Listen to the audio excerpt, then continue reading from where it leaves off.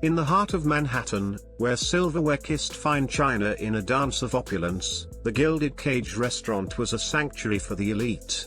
For billionaire Arthur Vance, it was just another stage for his power plays, a Tuesday night cloaked in a $1,000 suit. His world was one of conquest, devouring companies with a predator's precision.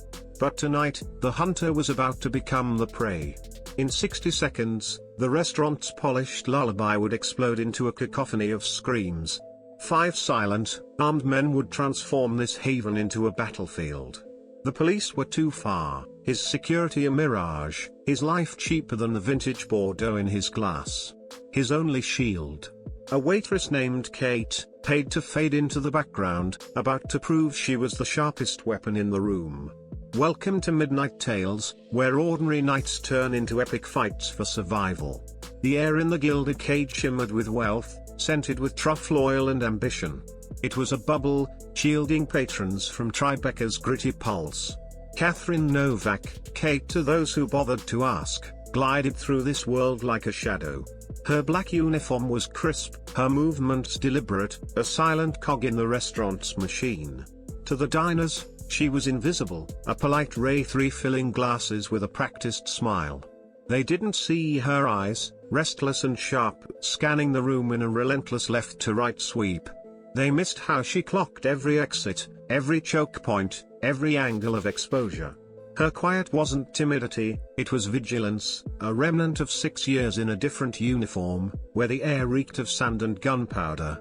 That life, one she'd tried to bury, had wired her for danger. Here, the worst threats were spilled wine or a snide remark about the sommelier's choice.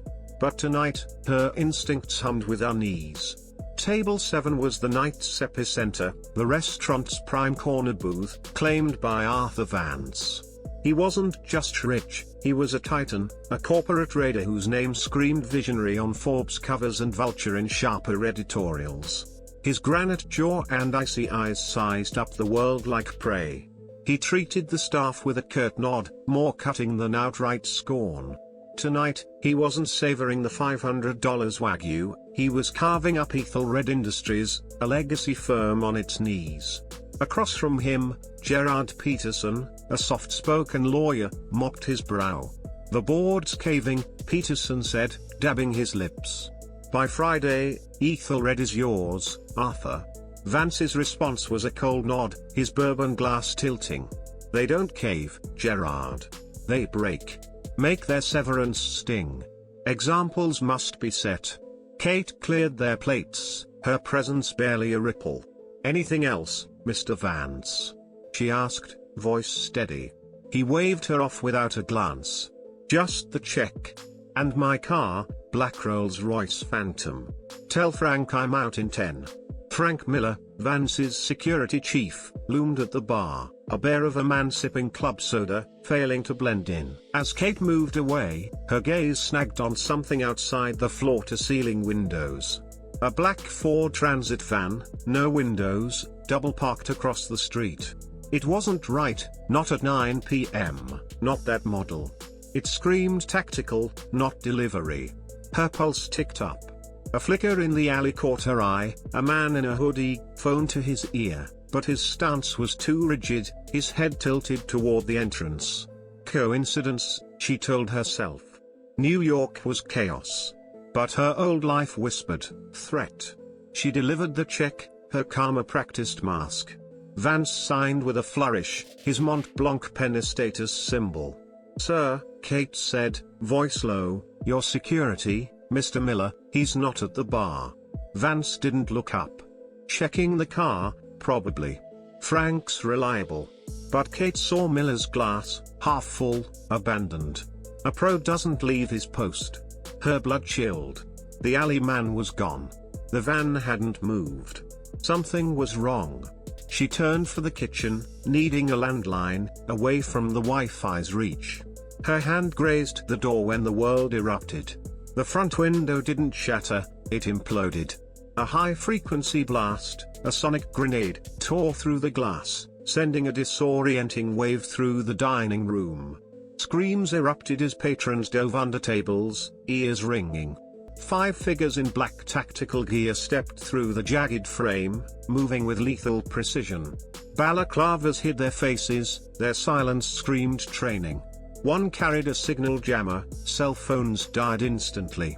2 fanned out, suppressed pistols sweeping the crowd. Nobody move. One barked, voice gravelly. Hands where we see them. The other 2 zeroed in on table 7, ignoring the chaos. This wasn't a heist, it was a hunt. Kate pressed against the kitchen wall, her mind a storm of calculations. Robbers want cash, jewels, noise. These men wanted one thing, Arthur Vance. This was a snatch and grab, a surgical strike. One grabbed Vance, yanking him from the booth. Peterson cowered, whimpering. Vance's polished facade cracked, shock painting his face. The leader, tall and commanding, leaned close. "Arthur Vance," he hissed, "the ghosts of Ethelred send their regards. You owe a debt." Kate's past and Vance's collided in that moment, a storm of vengeance and violence. The invisible waitress was about to rewrite the script. The gilded cage became a theater of terror, shrieks blending with the crunch of glass under tactical boots.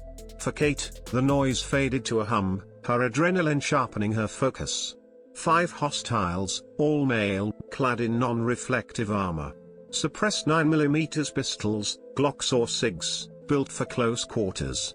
1 jammer, no long guns, signaling speed over siege. Their entry was textbook, acoustic charge for shock, diamond formation for control. The leader, the one who spoke, was the primary threat.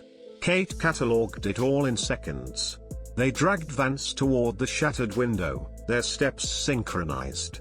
The flankers kept Dinah's pinned with menacing sweeps of their weapons. A woman's sobs pierced the air. "Shut her up." One flanker snarled. Kate saw her window, a split-second distraction.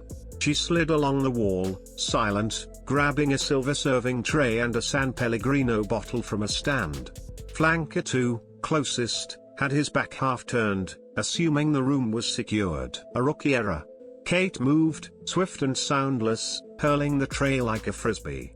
It struck his temple with a dull thud, staggering him. His gun tipped upward, his balance gone. The team's rhythm faltered. The leader turned, eyes wide under his mask. What the hell? Kate seized the chaos, charging flanker 1 as he turned toward the commotion. She smashed the bottle against a table, the jagged neck now a weapon. She didn't stab, she drove it into his gun hand, shredding muscle. He roared, his pistol clattering away. Her knee slammed his groin, followed by a palm strike to his nose. Blood sprayed, he collapsed. 2 down in 5 seconds. The room froze, diners and attackers staring at the waitress who'd just dismantled trained operatives with kitchen tools. The leader fired, suppressed shots thudding into a table Kate dove behind. "Shoot her," he yelled. Vance, spurred by her defiance, stomped his captor's foot and elbowed his ribs, loosening the grip for a moment. "Vance, to me," Kate shouted, her voice slicing through the panic. He scrambled toward her, glass tearing his suit. The leader fired again, splintering wood. Kate kicked over a candelabra, slowing the pursuit. They burst through the kitchen doors into a world of steam and steel. The staff cowered, Kate's command was sharp, "Stay down." Vance panted, stunned. "Who are you?" She ignored him, her mind flashing to Beirut, 6 years ago, a failed protection detail, a diplomat lost to an ambush. The failure haunted her, but not tonight. "Ethelred Industries," she said, peering through the door's window. "Who'd you ruin?" Vance's jaw tightened. "Walter Thorne, the CEO. His family's company. He took his own life after we won." The leader's words clicked, the ghosts of Ethelred. This was personal, Silas Thorne, the son, seeking blood, not money. A bang on the door jolted Vance. Kate grabbed a chef's knife and a cleaver. "Service exit," she said, pulling him toward the back. But a metallic click stopped them, the door was locked from outside. A cold voice taunted, "You're trapped." The kitchen was a tomb. Vance slid down, despairing. "Frank's compromised," Kate said. "He sold you out, Silas's voice boomed, "You passed over Frank, Arthur. Loyalty's cheap when you treat men like tools." Vance's world crumbled, his trusted guard, a traitor. "Why are you doing this?" he asked Kate. "Beirut," she said, gripping the cleaver. "I lost someone. I won't lose again." A plan formed. She pointed to a ventilation duct above the grill. "Up there. To the roof." Vance balked, but fear of Silas pushed him. Kate climbed, knife in teeth, and pulled him into the greasy, claustrophobic shaft. Below, Silas's men breached the kitchen. The vent. Silas roared. The chase was on. The rooftop was a rain-slicked maze of pipes and HVAC units. Silas burst through a stairwell door, his pistol unsuppressed, a loud shot cracking the night. Kate shoved Vance behind cover. "He's alone," she whispered, spotting a junction box and a steel pipe. "Draw his fire. Taunt him about his father." Vance, trembling, stepped out. "Silas Thorne, you're just like Walter, weak." Silas raged, advancing. "You destroyed him." Kate pried open the junction box, jamming the pipe inside. Sparks exploded, plunging the roof into darkness. She sprinted, slamming the pipe into Silas's knee. He fell, screaming, his gun lost. She pressed the cleaver to his throat. "It's over." Sirens wailed as Kate zip-tied Silas. They descended a fire escape to the alley, only to face Frank Miller, gun raised. "You treated me like dirt," he spat. Vance stepped forward, fearless. "You betrayed me for a failure's son." As Miller fixated on Vance, Kate swung a dumpster lid, shattering his arm. He collapsed, defeated. NYPD stormed the alley, guns drawn. Kate dropped her weapons, hands up. The aftermath was chaos, lights, radios, detectives. Vance told his story, crediting Kate. She downplayed her past, just a lucky waitress. Detective Corrigan didn't buy it but let it slide. Silas and Miller were cuffed, the story a media frenzy by dawn. Vance offered Kate a job, head of security, any price.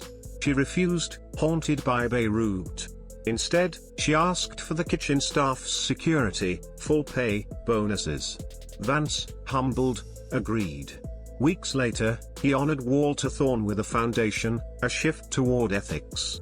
Kate took a consulting role, working on her terms, buying a quiet apartment. Holding Vance's metal card, she found peace, her past no longer a prison but a strength. This tale of hidden heroes proves courage can spark in the shadows. On Midnight Tales, we uncover stories where the overlooked shine. Like, share, and subscribe for more gripping dramas. Hit the bell, don't miss a tale.